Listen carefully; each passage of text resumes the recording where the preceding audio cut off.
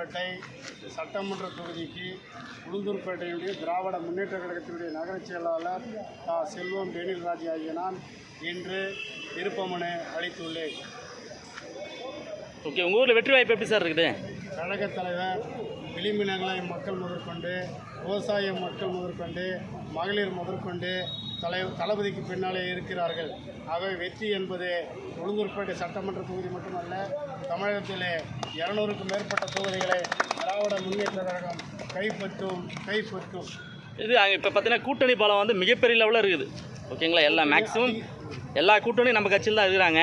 So அந்த பலம் உங்களுக்கு எந்த அளவுக்கு சப்போர்ட்டாக இருக்குன்னு நினைக்கிறீங்க? ரொம்ப அதிகபட்சமான பலமாக இருக்கும். மகளிருக்கு நிறைய சப்போர்ட் பண்ணுறாரு முதலமைச்சர். இப்போ கூட பார்த்தீங்கன்னா 3000 ரூபாய்க்கு ரேஷன் கொடுத்துருக்கிறாரு, 5000 ரூபாய் எல்லாருக்குமே மகளிர் கொடுத்துருக்கிறாரு. ஸோ அது இல்லாமல் ஊனமுற்றோர் அவங்களெல்லாம் கூட 200 2000 போட்டிருக்காரு. ஸோ இதெல்லாம் அங்கே மக்கள் மத்தியில் எப்படி இருக்குது? அதான் விளிம்பு நிலை மக்கள் முழுக்க மகளிர், உடல் ஊனமுற்றோர் எல்லாருமே தளபதியருடைய ஆட்சி மீண்டும் மலர வேண்டும் என விரும்புகிறார்கள். கண்டிப்பாக அது நிறைவேறும். 234 தொகுதி, அதில் 200 தொகுதி கண்டிப்பாக வெல்லுன்னு சொல்லியிருக்கிறாரு. ஸோ நீங்கள் எப்படி ஃபீல் பண்ணுறீங்க அதை பற்றி? 234 தொகுதியும் வெற்றி பெறும், அது எந்த மாற்றமும் இல்லை. Super sir. அப்படியே அவ்வளோ ஒரு குரூப் ஃபோட்டோ எடுத்துறேன். அப்படியே எல்லாமே நில்லுங்க சார், கும்பலா இருங்க. அப்படியே ஒரு குரூப் ஃபோட்டோ எடுத்துறேன்.